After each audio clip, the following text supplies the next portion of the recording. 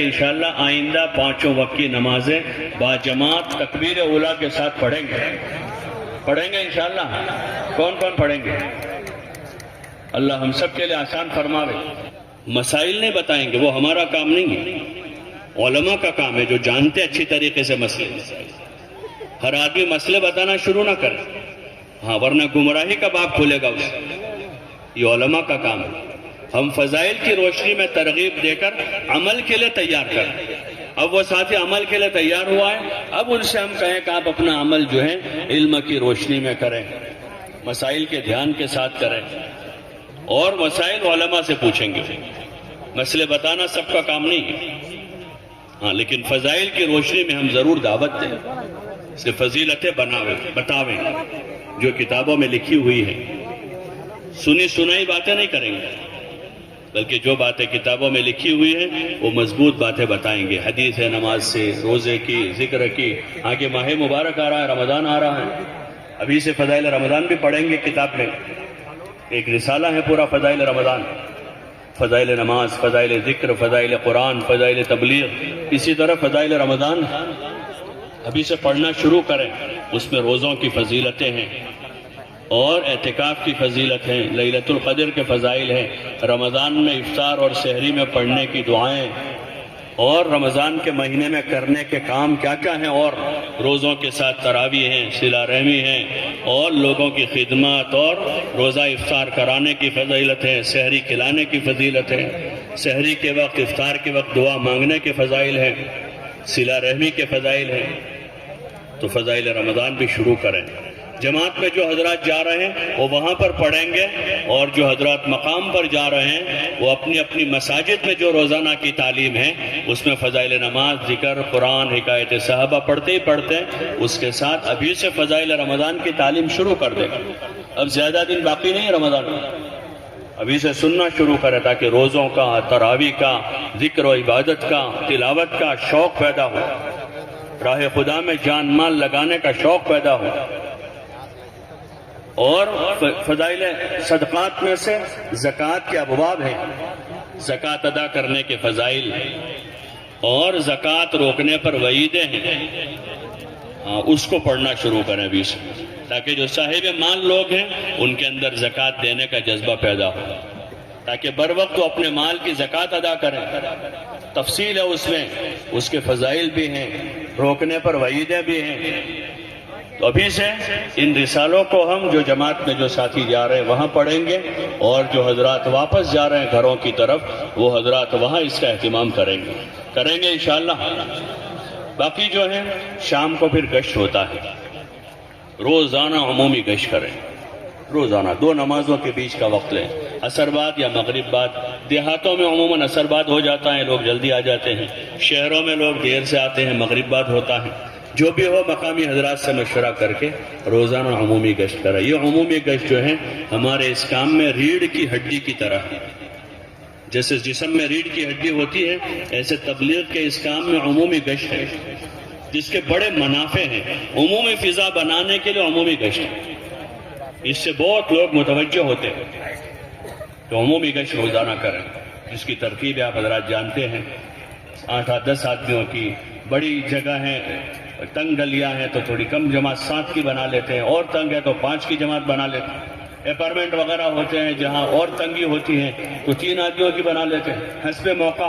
ویسے گاؤں دیہاتوں میں، شہروں میں 10 کی جماعت بناتے ہیں. جہاں تنگی ہے تو اس حساب سے پھر مقامی لوگوں سے مشورہ کر لیں، اور گشت کے آداب بتاویں، ترغیب دیں، فضائل بتاویں، اس کے فائدے بتاویں.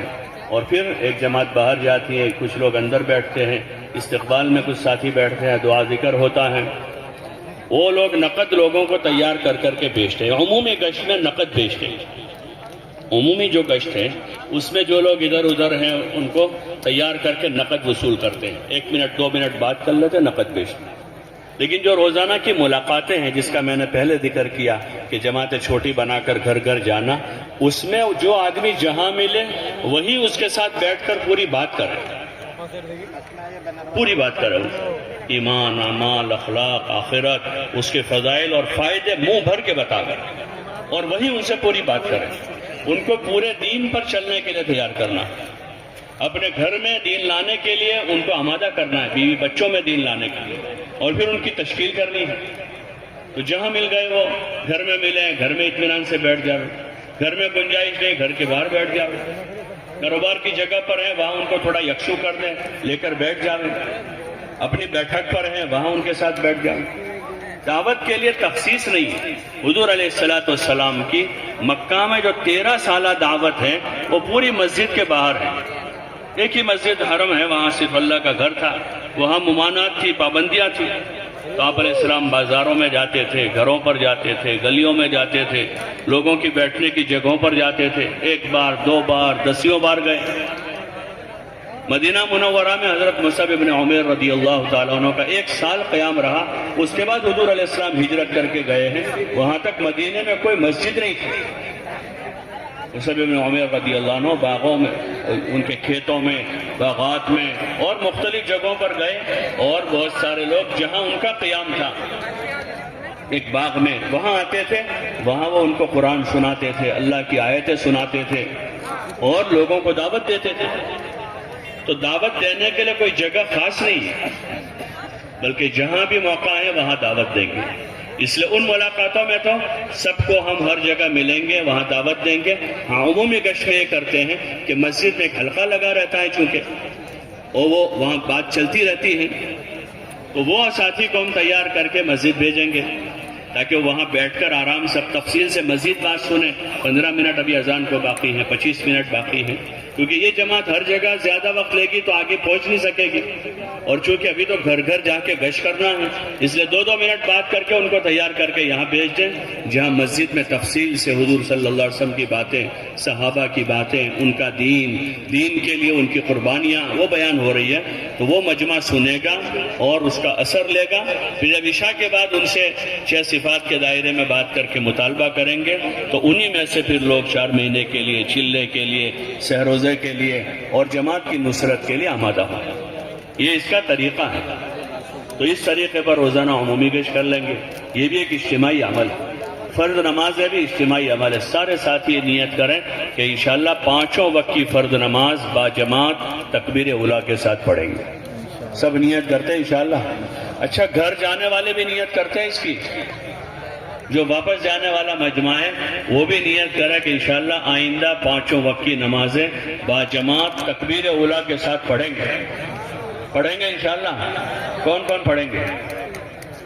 اللہ ہم سب کے لیے آسان فرماوے، اپنی نیت پر جمیں، اللہ سے توفیق مانگے۔ نماز بہت بڑی عبادت ہے، بہت بڑی عبادت ہے۔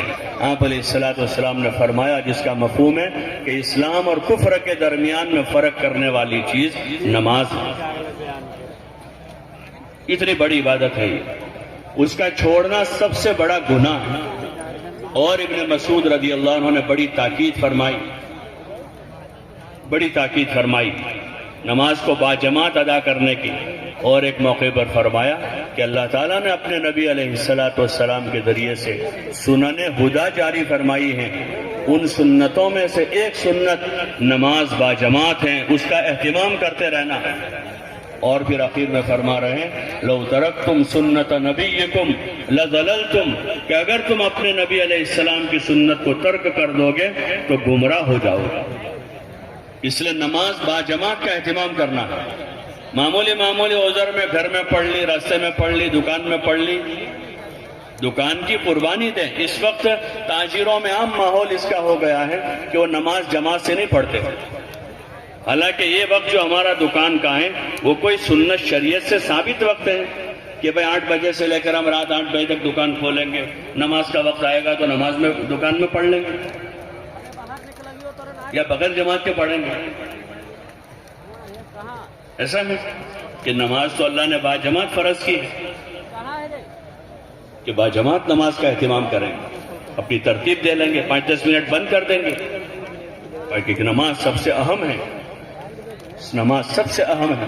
صحابہ کے بارے میں قرآن شریف میں اس کی شہادت ہے، رجال لا تلہیہم تجارت ولا بیع عن ذکر اللہ واقام الصلاۃ وایتاء الزکوٰۃ، یہ ایسے مرد ہیں کہ ان کی تجارت اور ان کی خرید و فروخت ان کو اللہ کے ذکر سے، نماز قائم کرنے سے اور زکوٰۃ ادا کرنے سے مانے نہیں ہے۔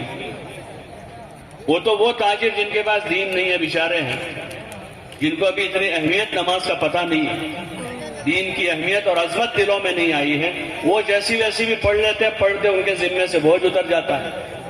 باقی جن کو دینی سمجھ ملی ہے، نماز کی اہمیت جو جانتے ہیں، ہماری تو کوشش یہ ہو کہ ہماری 5 وقت کی نمازیں باجماعت تکبیر اولیٰ کے ساتھ نیت کرتے ہیں انشاءاللہ، سبھی اس کی نیت کریں کہ ہر حال میں نماز پابندی سے مسجد میں جا کر ادا کر۔ آپ صلی اللہ علیہ وسلم نے اپنے طرز عمل سے بتایا، مرض الوفات میں آپ کے قدم مبارک زمین پر نہیں ٹھیک سے ٹک رہے، آپ صلی اللہ علیہ وسلم حضرت علی و عباس رضی اللہ تعالیٰ عنہما کے سہارے مسجد تشریف لا رہے ہیں، اور بیٹھ کر کھڑے رہنے کی ہمت نہیں ہے، نماز پڑھانے کی ہمت نہیں ہے۔ حضرت ابوبکر رضی اللہ عنہ کی امامت میں حضرت ابوبکر رضی اللہ عنہ کے پیچھے بیٹھ کر اپنی فرض نماز ادا کر رہے ہیں۔